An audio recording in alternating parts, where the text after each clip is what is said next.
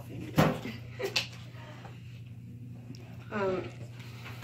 For those of you who haven't been here before, these poems come from a volume I'm calling The Fisher Queen, and they are about well, a lot of things, but they start with my grandmothers and work their way through my experiences as a young girl in the turbulent 60s South.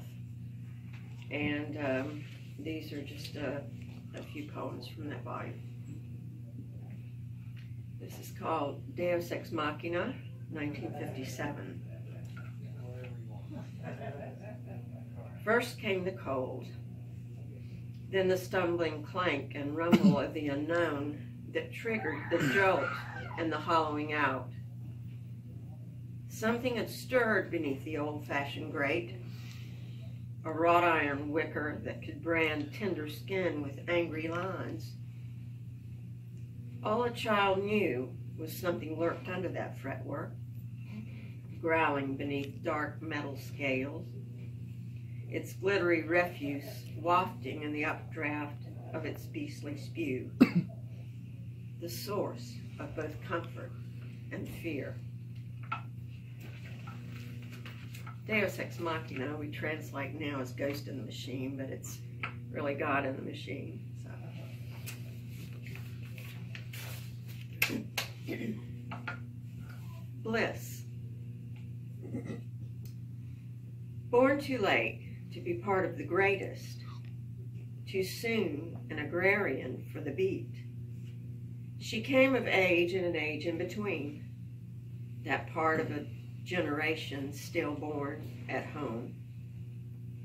It was after the dust of war settled, when greed exploited peace and fear to distract reason, that Snow White and her dwarfs commenced mining the suburbs, their trove of gadgets and widgets, temptation, even for a bride intent on heaven, a capitulation devoutly wished that grew from need into tenet of faith. The evidence of things seen turned asset, cul-de-sac in the subdivision of myth.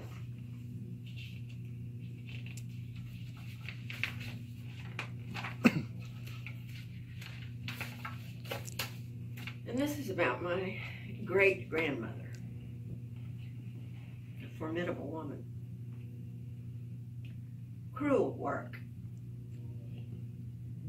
This matriarch dominated the stifling air, her 80-year-old head wrapped in a severe swath of proper salt and pepper she'd stitch every day into a Victorian bun.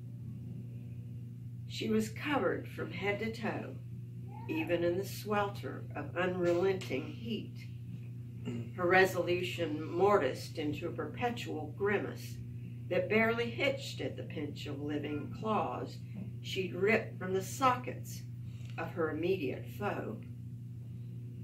To her, everything was battle, so the red swell seemed just nominal war wound, the bloody brine erupting from the shelling racket of bone and pincer, a necessary evil in her campaign against the agitated bushel of Jimmies and Sallies she'd wrestled from the river herself.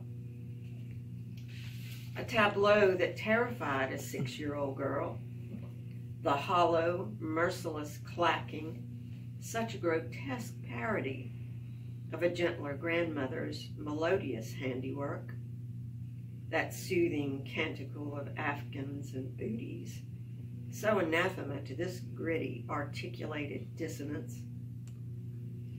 But grit was the grist for this family's mill, and she, the image of Southern womanhood, the beauty who bore a brood of 10, good cook, good housekeeper, keeper of the flame, and later, strong woman epitomized, the real head of the family, an authoritarian extraordinaire, a holy terror who brooked no defiance, yet one who threw herself between ruin and her husband, a knife and her daughter, absolution and punishment, her children and tolerance.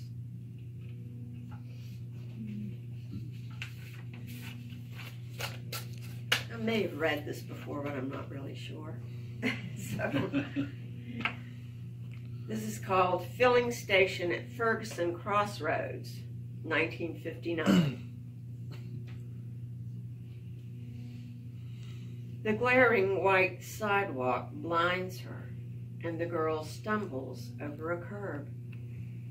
She grapples for purchase at a doorway, but fumbles at a threshold, falling through it, landing on her hands and knees, a broken flag articulating beneath her weight, leaving impressions like inverted culverts. There's limey residue under a sink, a corrosion eating away at a glimmer of steel that skewers a crumbling wall. All around her, a smell like her grandfather's tool shed unsettles her, arousing a child's slumbering knowledge of decay, with a peripheral fear of something that taints the air. A malaise she can't yet connect to the flocked veins of neglect bulging through coats of whitewash, skeins of rot that mar the surface, hinting at disregard, like lines on a dissolute face. Suddenly, dark arms are pulling her from the room, her flailing legs upsetting the edict propped against the jamb, as a distant voice cackles a word in deep Southern phonetics. My grandfather owned a filling station. It was at Ferguson Crossroads, and there was when I was a child, there were 3 bathrooms.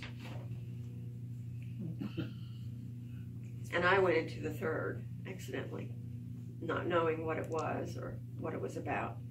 But I noticed a lot of things.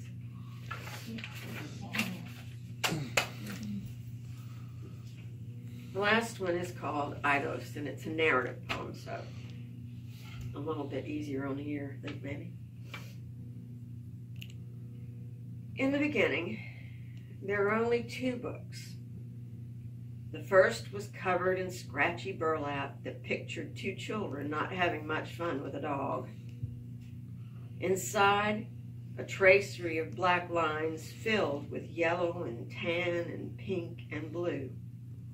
A pastel primer, were it not for the dirt. A crosshatch of battleship gray littered with serpentine squiggles. The other book was thick but easy to bend, its pages crackling like a candy wrapper. Her daddy had called this book Good.